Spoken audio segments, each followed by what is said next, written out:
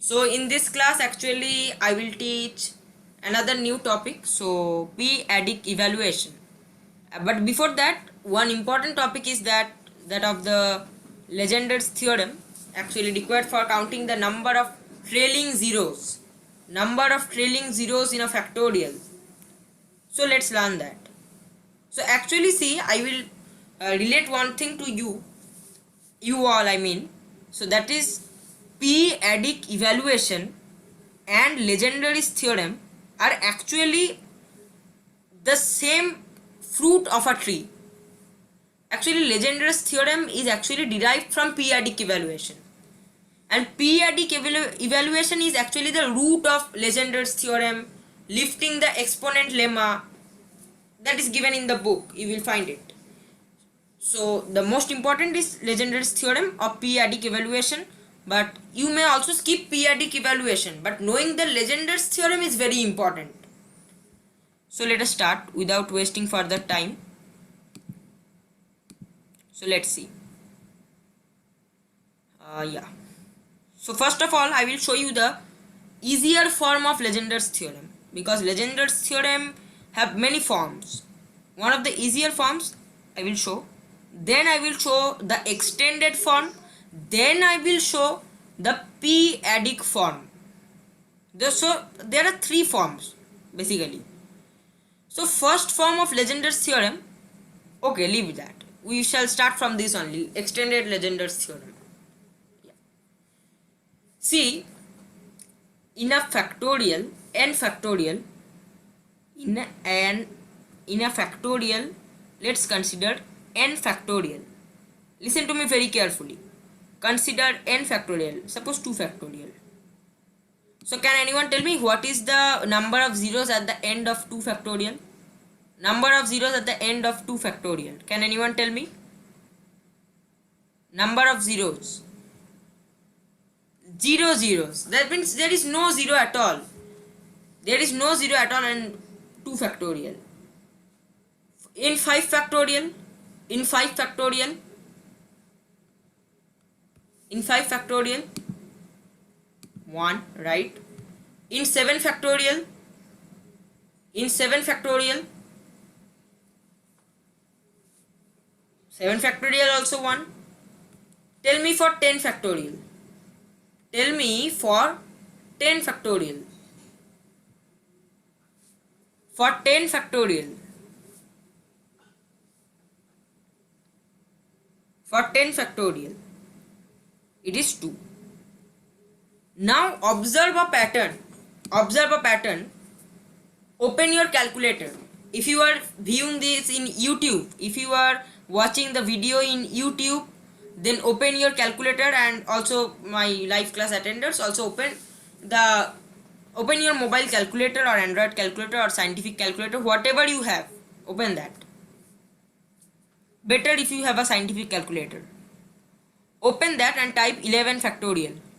Type 11 factorial and see what is the result giving, and write in chat the number of zeros. Write in chat the number of zeros at the end of 11 factorial.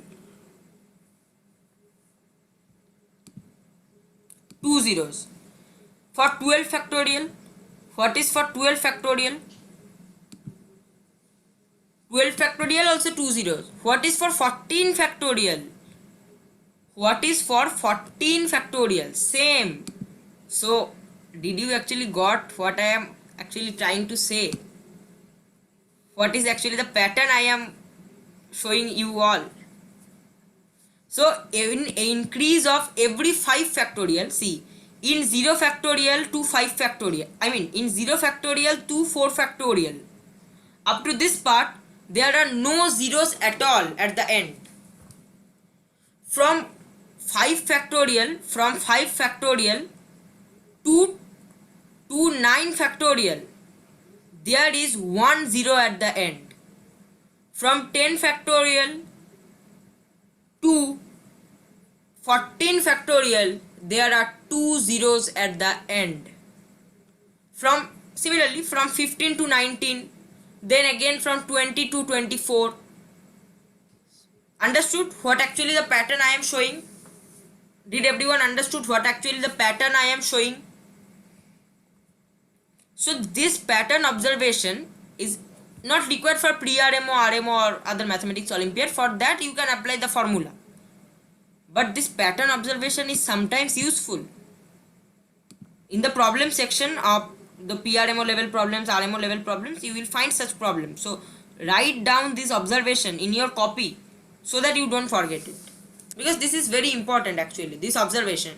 It is required sometimes in NSCJS. I saw questions coming in NSCJS that tells you to find, using this pattern you can do it within 40 to 50 seconds. This is also like a trick that I have, one trick I have given digital sum characteristics theorem, and this is another trick. So note it down. So but what about 1000 factorial? What is the number of zeros at the end of 1000 factorial?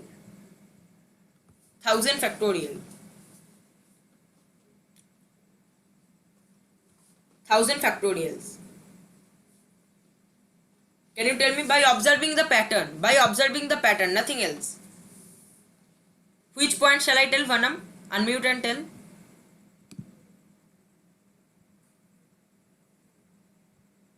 250. So legendary, are you actually? I don't think your answer is correct. So see again. I don't think it is 250.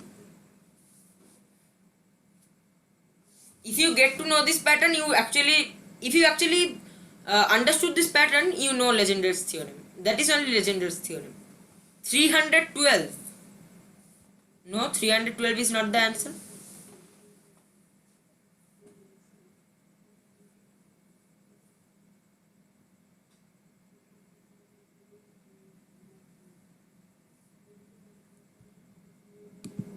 See, what is the answer?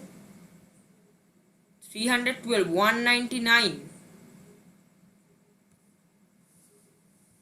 199. So, okay, I am giving you 1 minute to do this problem. Everyone try to do this problem using pattern observation. Using pattern observation. Try to do. 1 minute I am giving. You may pause the video if you like. I am telling for those who will see in YouTube.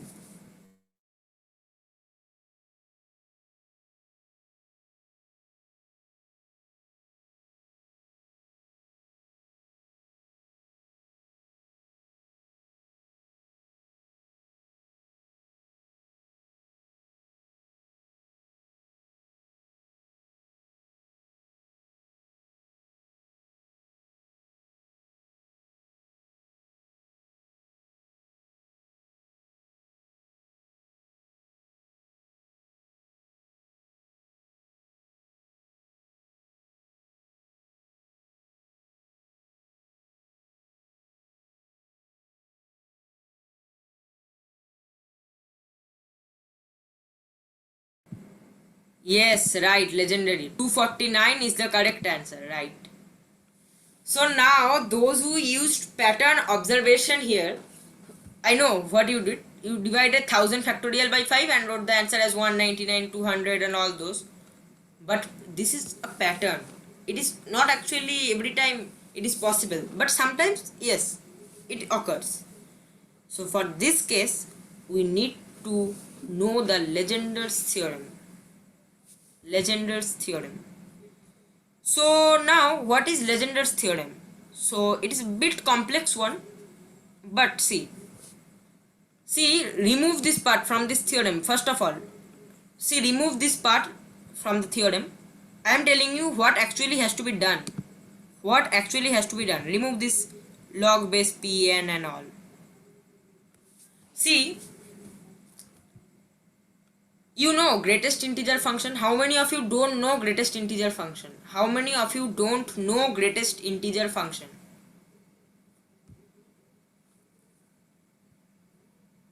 How many of you don't know greatest integer function?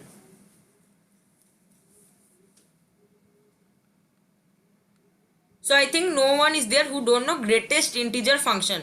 But still I am telling what is greatest integer function. That means it nears off to the least integer possible. For example, the greatest integer function of 3.2 is nothing but 3. The greatest integer function of a whole number, let's say 1, is the number itself. The greatest integer function of pi, pi means 3.14. Please don't scratch in the board here. So I'm disabling, yeah. So the greatest integer function of pi, okay, the greatest integer function of pi is 3, right? Remember that the greatest integer function of x, any number x, is always lesser than or equal to x. Remember this. If you don't know, you may note it down, or else you can leave it. I'm giving 30 seconds to know this part, and if you are seeing in YouTube, then you may pause the video.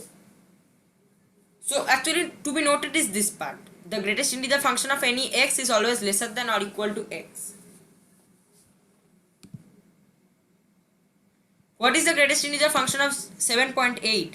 So see, 7.8, see the least integer that is nearest to 7.8 and lesser than 7.8 is 7. So the greatest integer function of 7.8 is nothing but 7. Now from greatest integer function I am giving you a short problem so that you are clear with this concept of greatest integer function. So let me give this problem. So meanwhile, if you have noted this part, please try this problem, and if not, you can again note this part. So yeah, what is the greatest integer function of minus 3.2? Minus 3.2. What is the greatest integer function of minus 3.2?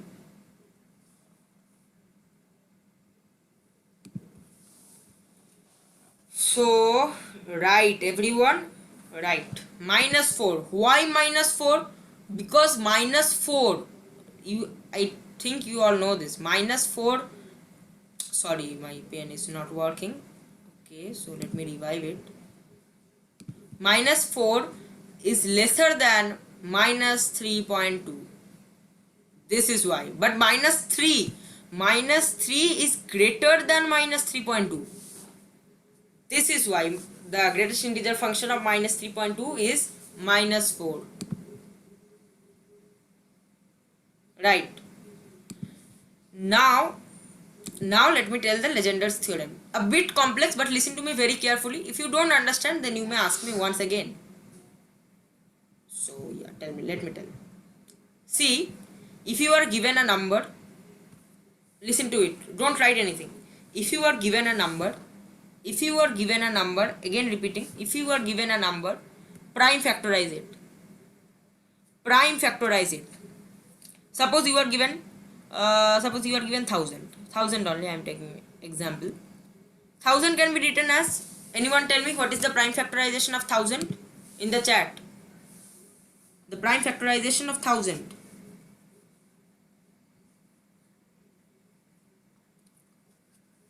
Prime factorization of 1000 is 2 cube into 5 cube. Okay, so 2 cube 8 and 5 cube 125, right? 2 cube into 5 cube. 2 cube into 5 cube. Now we will choose, for now, actually there is a reason, but for now remember that we will choose only the greater part. I mean the greater number among the two. The greater number among the two as the mean, I mean as the denominator part. As the denominator part of the theorem, use the greater part, that is 5. Since 5 is greater than 2, obvious. So in this case you can tell obvious because there is nothing to prove here. This is really obvious. So yeah, use the greater part. Now it tells, see, 1000 factorial, I told the number as 1000 factorial. Let n equal to 1000 factorial. Let n equal to 1000 factorial. And I told you p, the number p is nothing but, prime number is nothing but the greater prime, that is 5. Clear? Up to this part, is it clear? This configuration, this division configuration, is it clear everyone? Please tell me yes or no.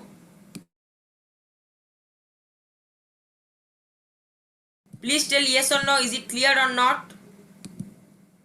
Please tell. Yeah. So now, what is to be given as power? what is to be given as power. So I told you I starts from 1. So divide 1000 by 5 and take its greatest integer function, such that, why are we taking greatest integer function? Very simple reason, so that we can get the whole number only, the integer only. We don't need the fractions, right? Because there cannot exist fractional number of zeros. So this is why. First of write 1000 to the 1000 divided by 5. Then write, see, from 1 it starts. What is the upper limit? K. And what is the value of k? I don't know. But when I will know, see, 1000 by 5. Then 1000 by 25. 1000 by 5 square. 1000 by 25. 1000 by 25. I am erasing this part. 1000 by 25. Then I will take the greatest integer function of 1000 by 125. 5 cube. 1000 by 125. That is 5 cube. Right? Everyone tell yes or no. 1000 by 125. Then I will take the greatest integer function of 1000 by 5 to the power 4, 625. 1000 by 625. Now I will stop here. Why? Why shall I stop here? Why 25? 5 square. See, 5 to the power 1, 5 to the power 2, 5 to the power 3, 5 to the power 4. See, the lower limit starts from 1 and goes on and goes on. So this is why. No, not because 5 to the power 5 is greater than 1000, but because, yes, you can tell that as a reason, but still the actual reason is because 1000 divided by 5 to the power 5, when we take the greatest integer function of it gives us nothing but 0. See, calculate it. Take out your calculator and calculate it. The greatest integer function of 1000 divided by 5 to the power 5 is nothing but 0, and adding 0 to something is the number itself, and that is a foolishness. Why should we do that calculation? So that is a foolishness. So whenever you reach up to 0 in greatest integer function, whenever you reach up to 0 in greatest integer function, you stop the procedure of dividing. Stop the procedure of dividing. So that is the trick here. That is the trick here. Did you understood? Did you understood? Yes or no in the chat?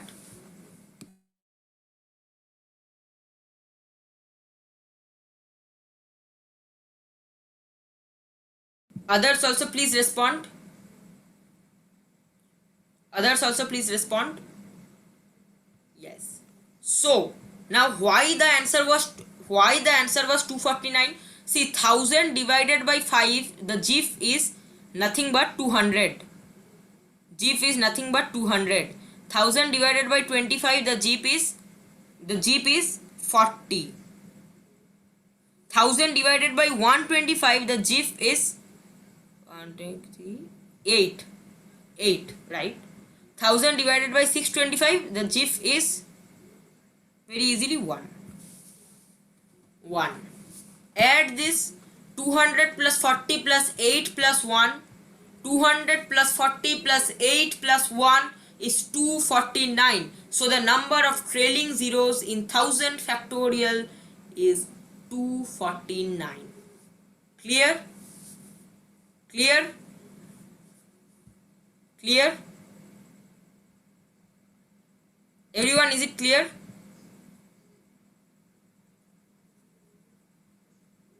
If it is clear, then tell me clear or not. Yes or no in the chat.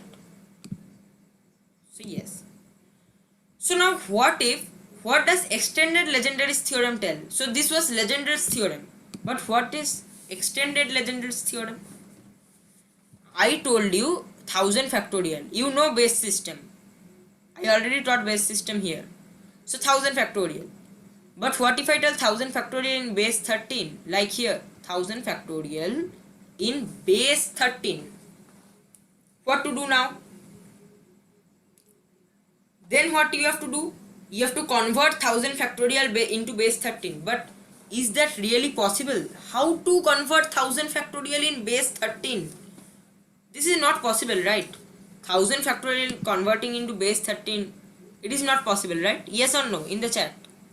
1000 factorial, a 2468 length digit, I mean number, 2486 digited number, you have to convert it into base 13. It is of course not possible, right? The exam time will get over, but you cannot do the question, right? How can you do that? I don't think even calculators could do that, converting that into base 13. But problem may arise. Convert 1000 factorial base 13 into, I mean, tell the number of trailing zeros in 1000 factorial base 13. How to do that?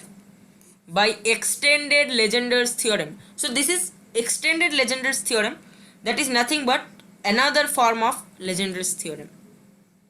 So in the first Legender's theorem I told you that the upper limit is up to that part when the GIF will be 0.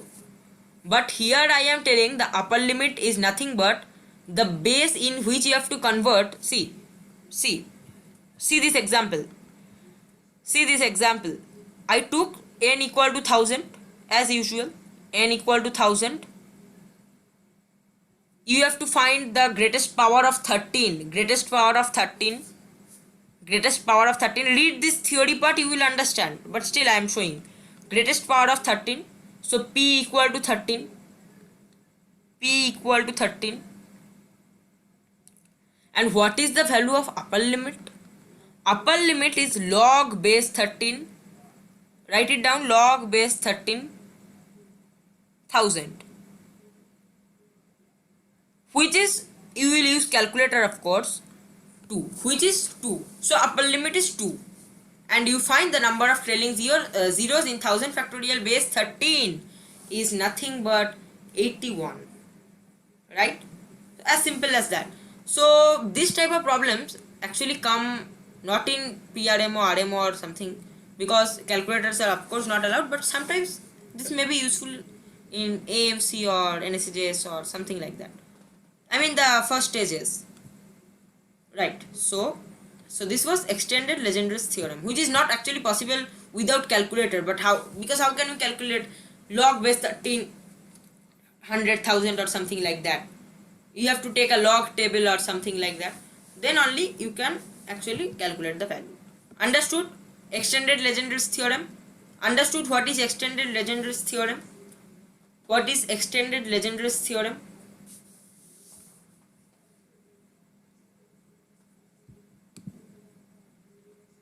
Yeah. So today's last topic is p-adic evaluation. The last topic of this video is p-adic evaluation. Yes, you may not use, right? So let's start p-adic evaluation. Yeah, right. P-adic evaluation. First of all, I will request you all to read this part. First of all, read this part. 2 minutes. I am giving time. Up to this part. Up to this part. Don't read formal Legender's theorem or lifting the exponent lemma. Up to this part. P-adic evaluation. Or p-adic valuation, some tells it like that. Please read carefully. Read carefully. I will explain, but still read it.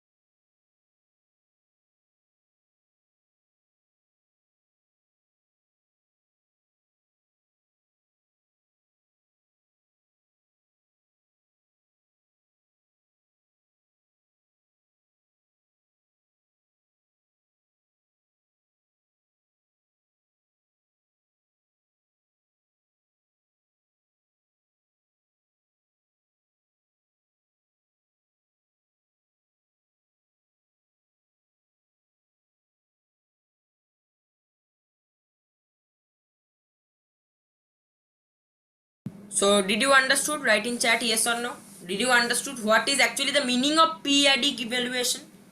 or p-adic valuation. Did you understood? What is the meaning? What does it mean? 5-adic, 2-adic, 7-adic? No, okay. You did not understood, right? Others, what about others? Did others understood what is actually p-adic evaluation?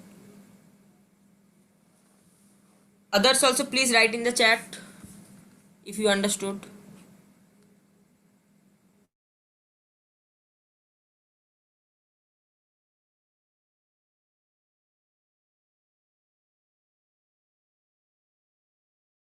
Yes, see, whenever I use p, specifically p, it is actually referring to a prime number. If it is not referring to a prime number, then I will tell that it is not a prime number. But generally in number theory, most of the books use prime number as p. And this is why it is also known as p-adic valuation. P, actually the full form is prime adic order. You will find it in Wikipedia as prime adic order. Prime adic. I don't know if this word adic has come from addicted. Maybe some mathematicians were addicted to prime numbers. There are many topics of number theory which are actually related to prime numbers. Maybe that may happen, but I don't know. But we have to learn p-adic valuation. So what is p-adic valuation? What is p-adic valuation? Let us see. As one of you did not understood, many of you will not understand, I know that. So let's see what is actually p-adic valuation. So it will take 10 minutes, listen to me. See, let's take a number 30. Let's take a number 30. Prime factorize it. What is the prime factorization of 30? 3 into 10 and 10 is 2 into 5. 3 into 2 into 5. Okay, so let me make some more space. Yeah, so I may fill it up with white. Yeah, so here, see the red box where I am writing. See the red box where I am writing. Yeah, see here. See, let's take 30. Let's take 30 as the number. So 30 can be written as 3 into 10 and 10 means 2 into 5. So this is nothing but 3 into 2 into 5. Now if I tell you what is the highest power of 3, what is the highest power of 3 in 30? What is the highest power of 3 in 30? You will obviously tell it is 1. Similarly, you will tell for 2 it is 1, for 5 it is 1. This is represented as the 3-adic. The 3-adic, write it down, the 3-adic, p-adic, 3-adic valuation of 30, the 3-adic valuation of 30 equals to 1, and this can be represented as, so let me tell you here. Okay, so space ended, right? Okay, so here I am writing here, this can be represented very clearly as p-adic. How to represent that? Nu, the Greek symbol nu you use in physics, right? The Greek symbol nu, you use it in physics. Nu of 330, nu of 330 is nothing but 1. It's nothing but 1, and this is equal to nu of 2. Nu, okay, so okay, nu of 220 is equal to nu of 520.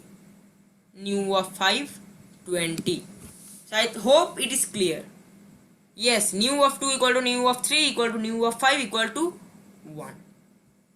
So is it clear, legendary? Is it clear?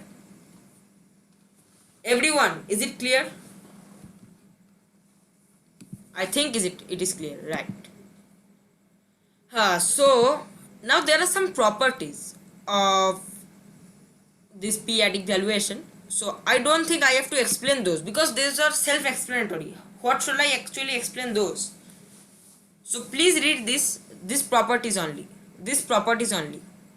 And in the next video, we will actually learn about the formal Legendre's theorem and Carmichael function and the Cartelan's conjecture. So please note this properties in your copy.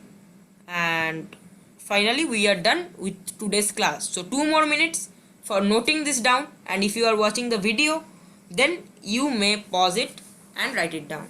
Thank you.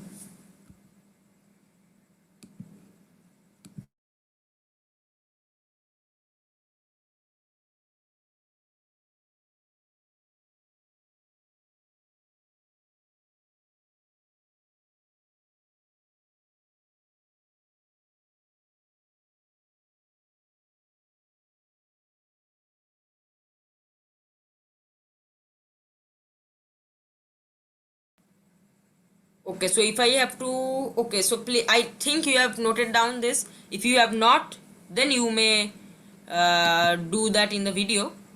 Yes, those who have understood can leave this meeting. And I am explaining once again the extended Legendre's theorem, as one of you having problem in that. So let me explain it once again. Extended Legendre's theorem. Okay, so Vanam, please wait, and for the others who are watching this video in YouTube, for them, thank you everyone. This is the ending of the video, and please like, share and subscribe it. Thank you.